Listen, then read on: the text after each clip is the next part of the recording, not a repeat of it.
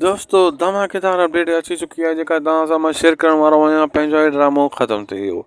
छा वाकई पंहिंजो ड्रामो ख़तमु थी वियो या अॻिते क़िस्तूं ईंदियूं, इन में केतिरी सचाई आहे? हिन वीडियो खे आख़िर ताईं ॾिसंदा थी सघे त असांजे हिन यूट्यूब चैनल शायदि कोसो वर्क केतिरो सब्सक्राइब लाइक शेयर कंदा आहियूं। अव्हांजो पंहिंजो चैनल आहे, हिन चैनल ते अव्हांखे बहितरीन खां बहितरीन मां अपडेट ॾियण वारो आहियां। दोस्तों पंहिंजा ड्रामो ख़तमु त न आहे थियो, लेकिन इहो आहे तमामु जल्द ख़तमु थियण वारो आहे। इन जी क़िस्तां बक़ाया थोरियूं बचियूं आहिनि। ॿी ॻाल्हि मां तव्हांखे ॿुधाईंदो वञां दोस्तों, हाणे जाबर जे लाइ बि मुसीबत आहे। तमामु जल्द सांवल जे हथां क़ासिम जाबर पकड़िया वेंदा ऐं हसीना बि पंहिंजा हक़ हिसाब ईंदी जेका गुनाह कया आहिनि ऐं भॼण जूं तयारियूं करे रही आहे, लेकिन हू नाकाम थी वेंदी। हुन जेको आहे दोस्तों मां ॿुधाईंदो हलां त रुंडे वारा खे 10 लख सांवल बख़्शिश ॾींदो। छोकिरी जो निकाह करे परणाए पंहिंजे सौट खे सांवल ईंदो रुंडे वारनि जे घरां, ऐं शरड़ वारा मुराद वारा इहो मसइलो हल करे पोइ हलिया वेंदा। पोइ ड्रामे जो थी वेंदो वाइंड अप, ड्रामो थी वेंदो हिते ख़तमु।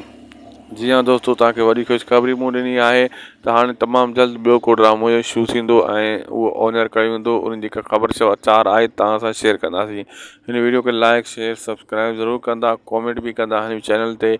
शायदि कोसो वर्क यूट्यूब चैनल ते ई अव्हांजो पंहिंजो चैनल आहे, छो त असां कोशिशि करे तव्हांखे अपडेट टाइम ते पुॼाइण जी कोशिशि कंदा आहियूं। असांखे ॾींदा इजाज़त, अल्लाह हाफ़िज़।